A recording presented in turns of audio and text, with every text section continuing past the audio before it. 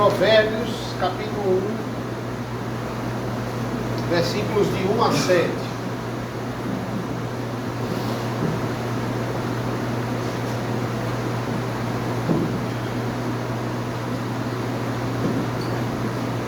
Assim diz a palavra do Senhor.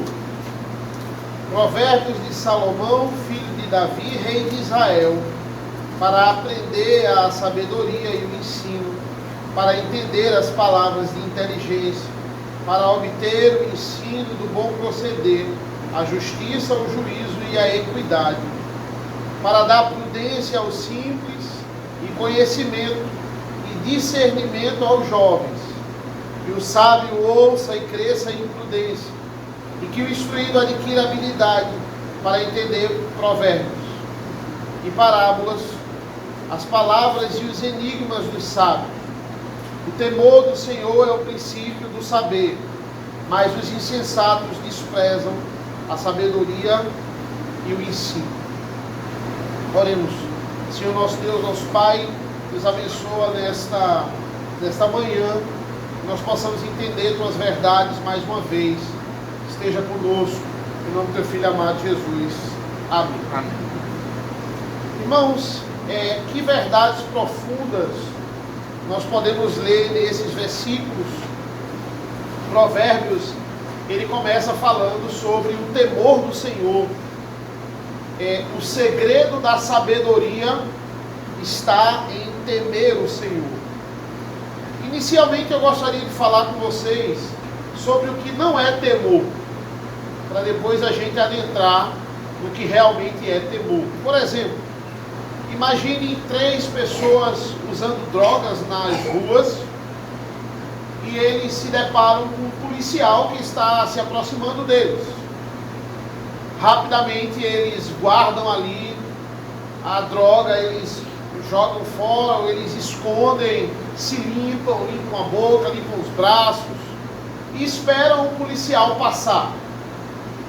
O policial passa, dá boa noite para eles, depois vai embora. E quando o policial chega numa certa distância, eles pegam a droga de novo e voltam a usar. E agora mais aliviados, porque conseguiram despistar os policiais. Será que isso é temor? Temor da polícia? Quando eu estou na sala de aula e eu digo assim, olha, vou ao banheiro, eu não quero que ninguém levante.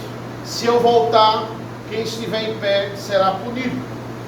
E eu saio da sala, os alunos levantam, brincam, fazem o que querem, mas quando percebem que eu estou me aproximando, eles vão lá e sentam novamente.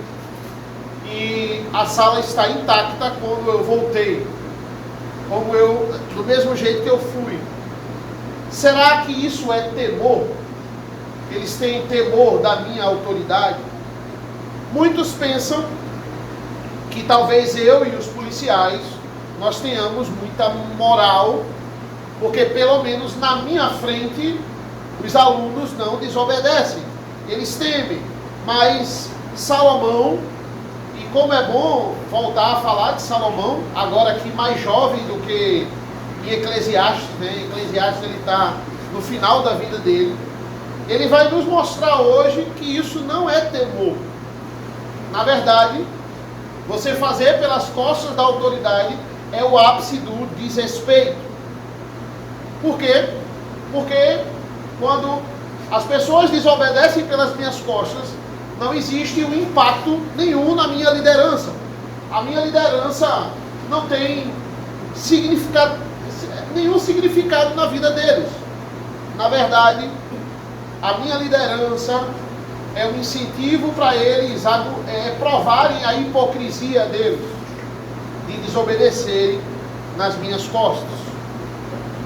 Muitos pensam que temor é a gente fazer o que a gente quer, de segunda a sábado, e no domingo estar aqui com a reverência do culto ao Senhor, ficar quieto e cultuar ao Senhor, e aí tudo vai ficar bem. Muitos pensam que temor é apenas eu mostrar aos outros, se eu tenho uma capacidade de mostrar aos outros que eu obedeço eu sou uma pessoa reverente, então eu sou uma pessoa que teme de forma nenhuma.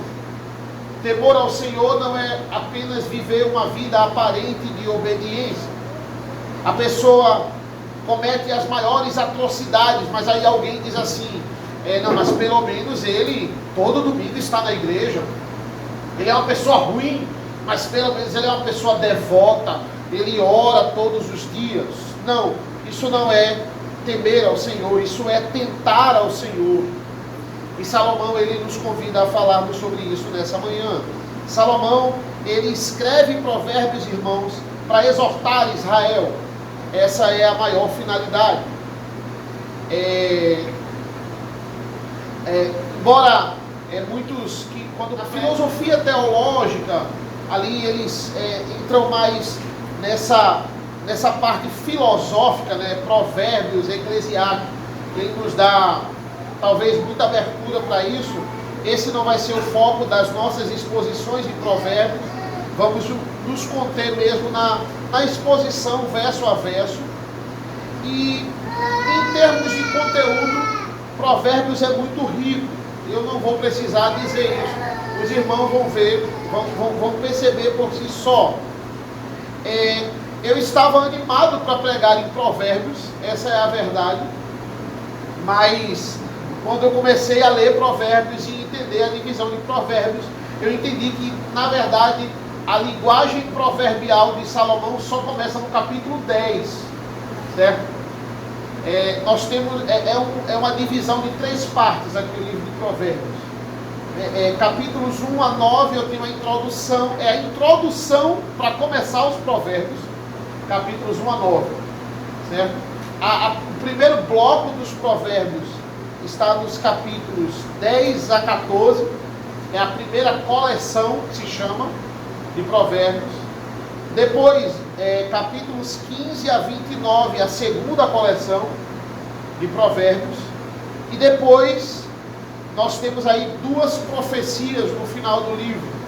A profecia de Agur, no capítulo 30, e a profecia de Lemuel, no capítulo 31. E aqui acontece um tanto parecido com o que acontece nos Salmos, por exemplo. Alguns salmos recebem o nome de Salmo de Davi, por exemplo, embora eles tenham outros autores. Aqui a gente tem basicamente um compilado dos provérbios de Salomão, ok? Só para a gente entender um pouco o contexto, vamos abrir 1 Reis, irmãos, por favor. 1 Reis 4, 29 ao 32.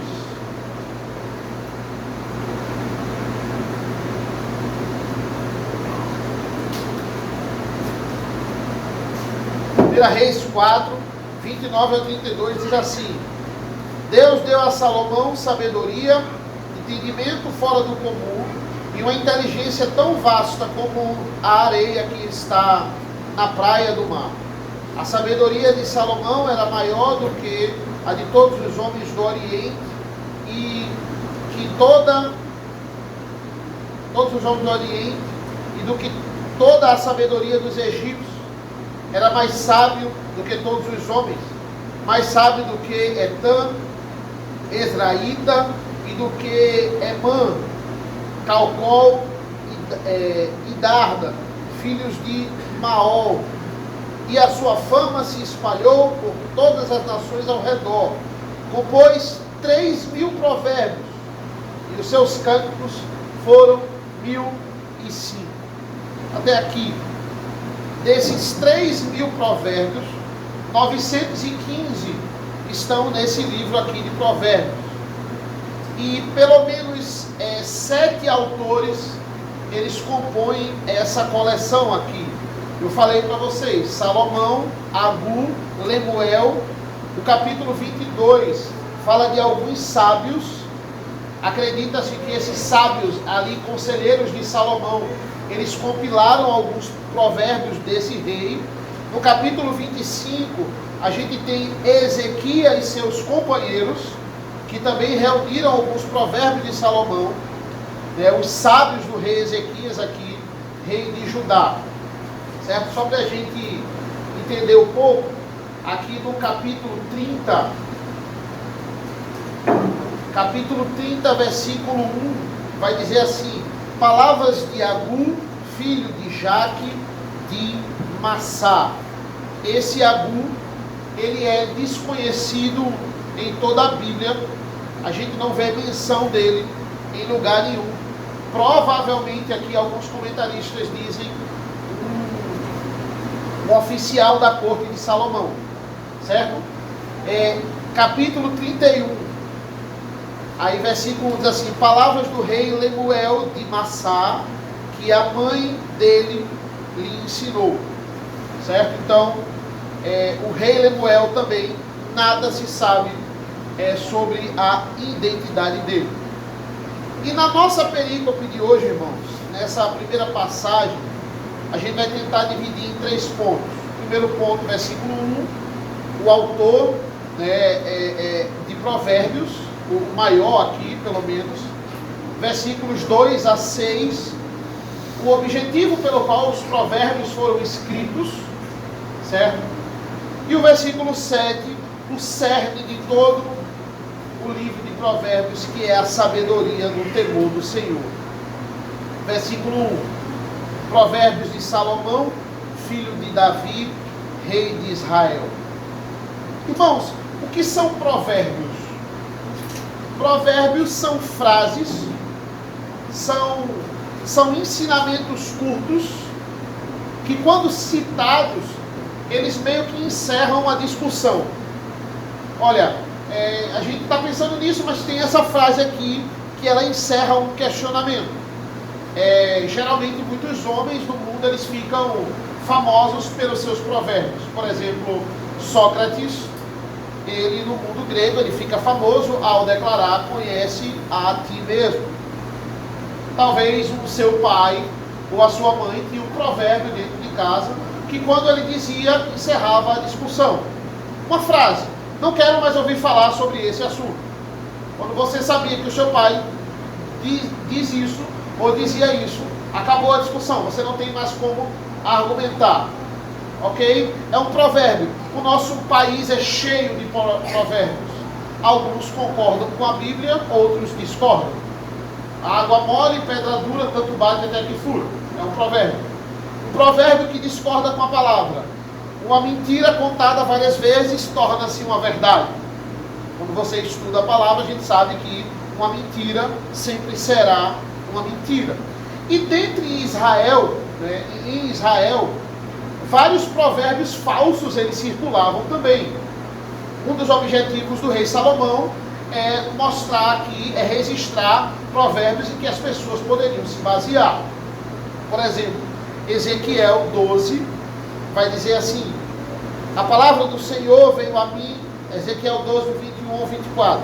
A palavra do Senhor veio a mim dizendo: filho do homem, que provérbio é esse que vocês têm na terra de Israel?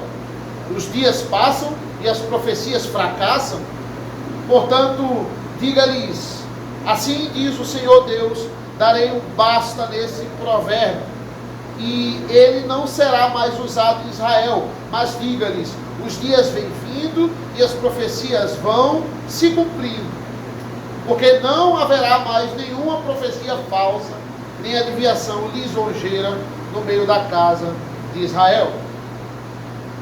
Porque Deus nos deu o livro de provérbios para nos proteger dos provérbios do mundo.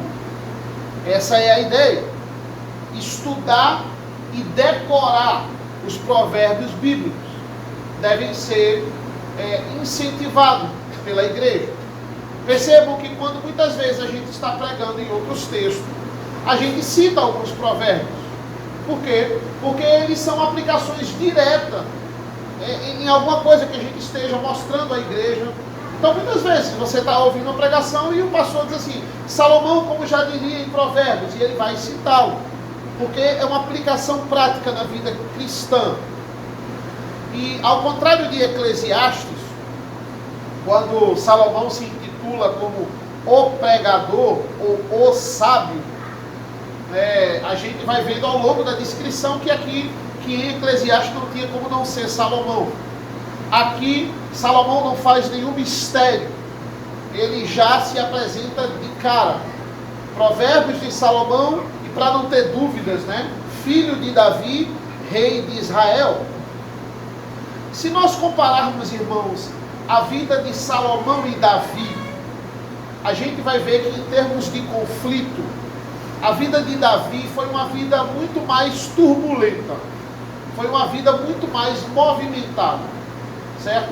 Já na infância, na juventude, Davi ele foi perseguido por Saul. Né? Davi ele teve que lidar com inimigos externos e com gente da sua própria família.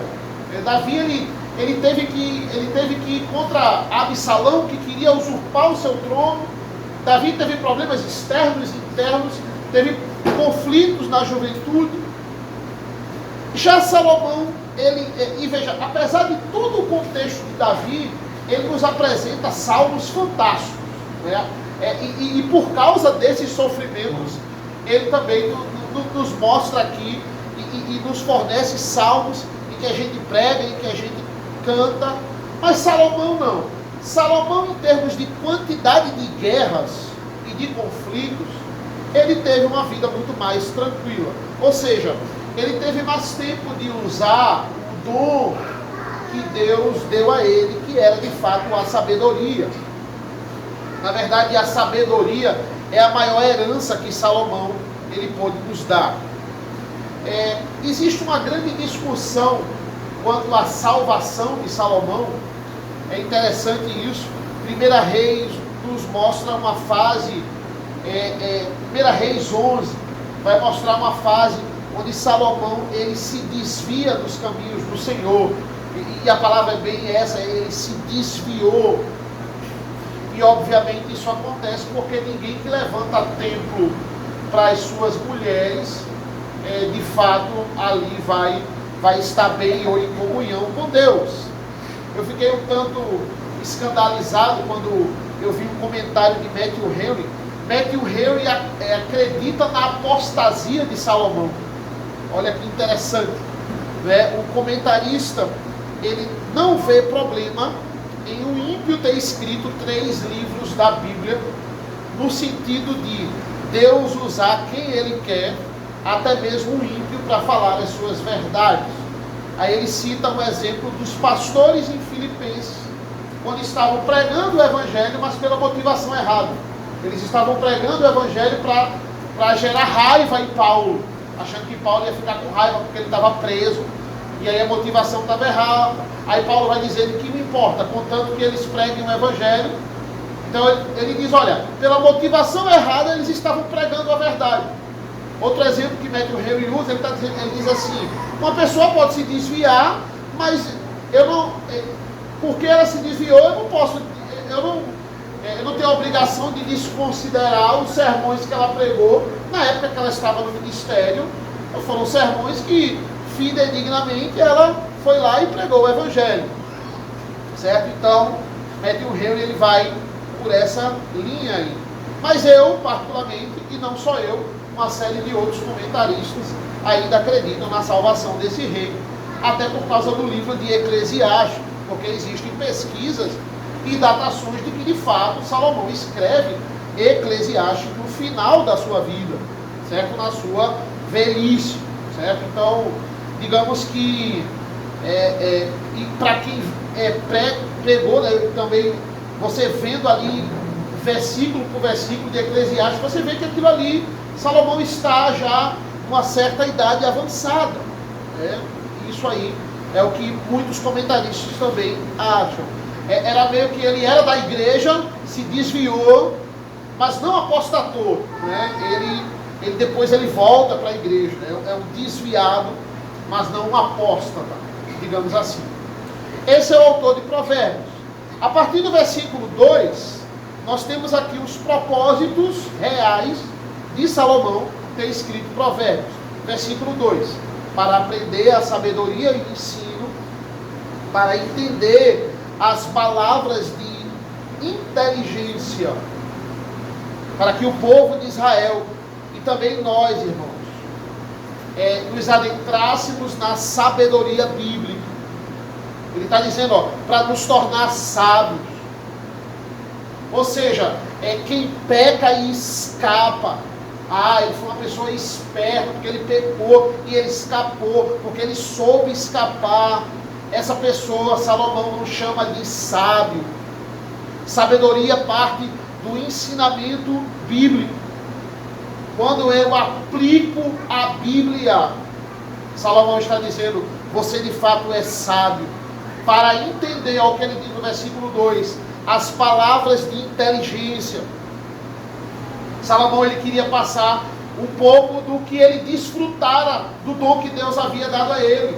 As palavras de inteligência. Versículo 3, para obter o ensino do bom proceder, a justiça, o juízo e a equidade. Para você saber como se comportar, para você saber como proceder, como você deve pensar em determinadas situações. É por isso que servem os provérbios. É interessante essas três palavras que ele fala aqui: justiça, juízo e equidade. Esse era um provérbio entre os judeus. Era assim que eles consideravam os 10 mandamentos, a lei do Senhor. Eles diziam que a justiça estava na primeira tábua, nos 4 primeiros mandamentos. O juízo estava na segunda. E as 2 tábuas, elas mostravam equidade. Ele está dizendo, olha, como aplicar, como se comportar diante dos mandamentos do Senhor, diante da justiça, do juízo e da equidade. Versículo 4, para dar prudência aos simples e conhecimento e discernimento aos jovens. É claro que todos tinham acesso aos provérbios, mas esses aqui, esses compilados aqui, eles foram escritos para que todas as classes de homens elas pudessem entender. Salomão queria alcançar o rico e queria alcançar o pobre, todo cidadão de Israel. Esse é o foco. O foco é dar prudência ao simples, para que nenhum humilde tenha a desculpa de dizer assim: eu não entendo o que Salomão está dizendo. A linguagem dele é muito rebuscada, ele é um rei, ele é um sábio, eu não consigo entender. Não, mas não apenas aos simples, aos jovens também, porque essa é a idade de maior capacidade de aprendizado. O foco de Salomão está nos jovens. Não é à toa, irmãos, que você, nos seus primeiros 17, 18 anos, está na escola para aprender. O jovem, ele não tem que ensinar. Os primeiros anos de idade é para o jovem aprender e aprender. Existem pais que subestimam seus filhos. Pais que dizem assim: olha, a criança não aprende, né? A criança, ela não entende. O meu filho só vai me escutar quando ele for adulto. Mas adulto é a idade que ele não aprende mais. Adulto é a idade que ele sai de casa. A hora de ensinar é quando você está morando com ele. Porque depois, se você não ensinar, ele não vai mais lhe ouvir. Ele vai ter apenas aquele falso temor que eu falei no começo. Na sua frente ele vai balançar a cabeça. Mas agora ele está morando só, ele está morando com a família dele. Ele não vai lhe ouvir. Mas será que só para os... será que para os adultos, né, aqueles que já têm um certo grau de conhecimento, provérbios não servem, é só para os simples e os jovens? Versículo 5. Que o sábio ouça e cresça em prudência, e que o instruído adquira a habilidade. Ou seja, não apenas para os jovens e simples. Os judeus acreditavam que os simples e jovens deveriam aprender e os sábios deveriam alimentar aquilo que já tinham. É como se Provérbios para os adultos fosse uma recarga. É uma recarga de sabedoria. A gente pode ignorar muitas coisas, mas jamais podemos ignorar, irmãos, a nossa ignorância. A nossa ignorância.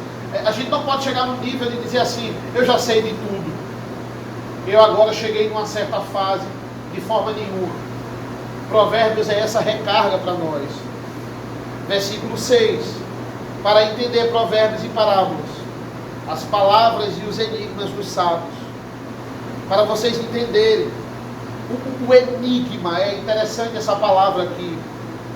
É como se um sábio soubesse e ele agora vai aplicar o segredo da vida. Como viver de forma digna. Viver de forma digna é um mistério, é um segredo, é um enigma. Salomão está dizendo, vamos desvendar com os simples e aos jovens o enigma dos sábios. E é claro, para que nós também nos tornemos sábios. E aí vem o nosso terceiro ponto, que diz assim, o temor do Senhor é o princípio do saber, mas os insensatos desprezam a sabedoria e o ensino. É como se o versículo 7, irmãos, fosse um vislumbre de Provérbios. Se o versículo 7 fosse uma degustação das verdades preciosas, ele diz, o temor do Senhor é o princípio do saber. É como se, é o manual, como ler Provérbios. Eu tenho que ler Provérbios no temor do Senhor, temer a Deus. Qual o princípio do saber? Deus deve ser temido, Deus deve ser adorado. É a primeira coisa que eu devo ensinar aos meus filhos. Eles devem temer a Deus, eles devem adorar a Deus. Primeira coisa que a gente faz no culto, adorar a Deus. Deus deve ser adorado. Você não deve transformar o seu filho numa máquina de fazer dinheiro, né? Como é que eu vou pegar esse menino, o nome dele, a vida dele, e vou transformar ele para fazer ele? Você pode incentivar seus filhos a serem bons profissionais, mas o princípio da sabedoria não é ensinar eles a serem bons profissionais. O princípio da sabedoria é o temor do Senhor. O que é a sabedoria, irmãos? É um conhecimento que é útil. Você vai pegar esse conhecimento e você vai aplicar esse conhecimento na sua vida e vai impactar as outras pessoas. É um conhecimento que é aplicável. Quantas pessoas elas têm tanto conhecimento, mas elas são inúteis, porque elas não passam esse conhecimento, elas não aplicam esse conhecimento. Elas são tão inteligentes, mas não existe nenhuma utilidade, não servem para nada. O que adianta eu ter verdades tão preciosas e eu não compartilhar essas verdades, eu não aplicar essas verdades? Matthew Henry, ele vai nos dizer que o conhecimento útil só existirá no temor do Senhor, e isso só é produzido com uma santa reverência a Deus. Como eu posso temer o Senhor se eu não conheço a sua doutrina? Como eu posso temer? Eu vou temer o quê se eu não conheço? Eu vou guardar o quê se eu não juntei nada? O temor do Senhor é o princípio do saber, mas os insensatos desprezam a sabedoria e o ensino. Em outras versões nós vamos ler loucos. Ele está falando do ímpio, ele está falando do ateu. Qual é o nome que eu posso dar para aquele que rejeita essa sabedoria? Qual é o nome que eu posso dar para aquele que despreza a sabedoria bíblica? Qual é o único nome que eu posso dar a ele? Insensato. Ele é um louco. Quem despreza o ensino bíblico desafia a Deus. Está literalmente pagando para ver se o inferno é real mesmo. Olha, eu quero ver se esse Deus é mesmo, tem a capacidade de me jogar no inferno. Ele vai ter a coragem, apesar das coisas que eu faço. Está pagando para ver, está pagando com a vida, se Deus existe mesmo. O que é isso? Isso é desafiar o Senhor. Não tem outra palavra para isso, senão loucura, insensatez. Olha, se você observar as profecias de Apocalipse, é justamente isso que literalmente vai acontecer quando o anticristo ele reinar. Ele vai pegar os canhões do mundo e ele vai apontar para o céu. E ele vai desafiar a Deus. É literalmente isso que vai acontecer. A proposta do anticristo é juntar a humanidade para lutar contra Deus. Percebam que essa é a maior manifestação da loucura, da insensatez. É a concretização em ação do que está alimentado no coração. Na verdade, quando eu recuso essa sabedoria, eu estou desafiando a Deus. Qual é o caráter da sabedoria, irmãos? É o que a gente leu no versículo 3. Justiça, juízo e equidade.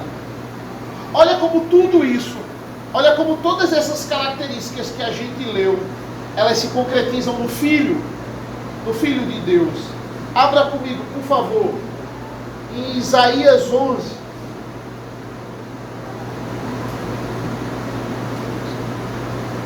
Isaías 11, do 1 ao 5.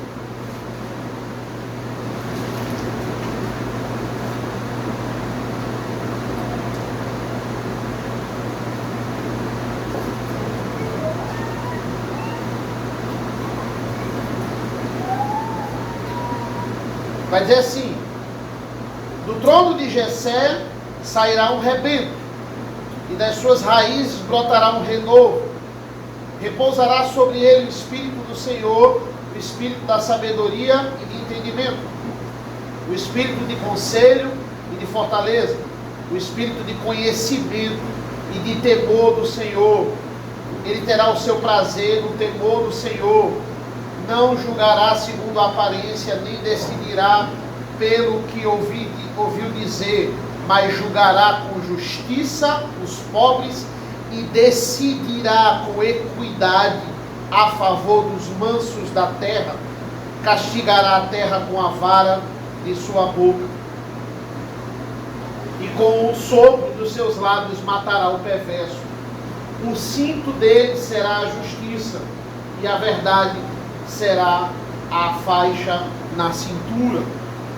Tudo o que nós vimos aqui, conhecimento, sabedoria, temor do Senhor, justiça, juízo e equidade. Tudo que Provérbios fala encontra-se no Filho. Ele é a concretização de tudo isso. O Verbo se fez carne. Tudo isso aqui se fez carne em Cristo Jesus. No temor ao Filho, iremos alcançar a sabedoria e a justiça de Deus. Esse é o objetivo de Salomão. O objetivo de Salomão deve ser o nosso, irmãos, para concluirmos. Alcançarmos os simples e os jovens no temor do Senhor. O que é essa igreja? A Igreja Presbiteriana Bereia. É uma igreja hoje, mas é uma igreja amanhã também. O meu ministério, o seu ministério, quando nós instruímos os jovens, é a igreja hoje, mas é a igreja a longo prazo também. Por quê? Porque a esperança é que os nossos jovens, os nossos filhos vão casar. Eles vão ter filhos. Se Deus quiser, eles vão permanecer na igreja, junto com seus filhos. Eles irão formar famílias da aliança. Eles irão entender o temor do Senhor e passar aos seus filhos, ensinar a temer o Senhor. Irão sustentar a igreja. Cristo sustenta a igreja espiritualmente. Eles irão sustentar a igreja moralmente, financeiramente. Na verdade, essa deve ser a nossa preocupação como adultos. Nós estamos instruindo essa geração direito, essa geração que estamos instruindo elas para temer ao Senhor. Eles amam a sabedoria bíblica. Ou na primeira oportunidade, quando a gente virar as costas, eles vão fazer tudo o contrário do que a gente falou. Eles irão destruir tudo que a gente construiu. Estamos formando adoradores ou estamos formando insensatos, loucos? Porque se isso acontecer, nós também temos uma parcela de culpa. Por isso que Provérbios é tão importante para nós também, irmãos, adultos. Porque nós precisamos recarregar a nossa sabedoria. Somos aqueles que passamos o ensino. É a gente que é ouvido nos cultos domésticos. Vocês me ouvem no culto público. Somos nós adultos que somos ouvidos nas escolas dominicais, nos grupos familiares, nas diversas perguntas diárias que os seus filhos vão fazer para a mãe, para o pai. Somos nós que eles escutam. Jovens que dizem assim: eu quero ser o oposto do meu pai. Eu quero fazer tudo o contrário do que meu pai fez. Uma menina, ela sai de casa, ela vai morar com um cara que ilude ela, e é um maloqueiro, é um menino que não presta. Qual foi o padrão de masculinidade que essa menina teve? Para ela se encantar com o primeiro rapaz que seduziu ela e falou besteira para ela ouvir, e ela agora acha ele a pessoa mais maravilhosa do mundo. Qual foi o padrão que ela teve em casa de adulto, de governo, de masculinidade? Temos que nos apartar disso. Qual é a origem da palavra provérbio? Os provérbios são essas frases curtas, mas a origem, no seu sentido maior, é domínio, é governo. É o livro para os sábios, os simples, os adultos e os jovens, como eles devem ser dominados, como eles devem ser governados por essas verdades. E que somos pessoas em constante crescimento, irmão, na sabedoria de Deus. Vamos deixar os provérbios nos dominar. Vamos deixar os provérbios nos governar. E assim, como Salomão entendia, está em constante crescimento. Vamos reconhecer isso em nossas vidas. Amém. Vamos orar. Senhor nosso Deus, nosso Pai, nós te agradecemos pela leitura da Tua Palavra. Nós te agradecemos pelo Teu Evangelho. Nos abençoa nesta noite. Esteja conosco, nos capacita, nos dá cada vez mais discernimento, que nós possamos mergulhar nas Tuas verdades, Senhor, e crescermos cada vez mais no Teu Evangelho, no Teu amor. Abençoa este culto, esteja conosco, em nome do Teu Filho amado Jesus.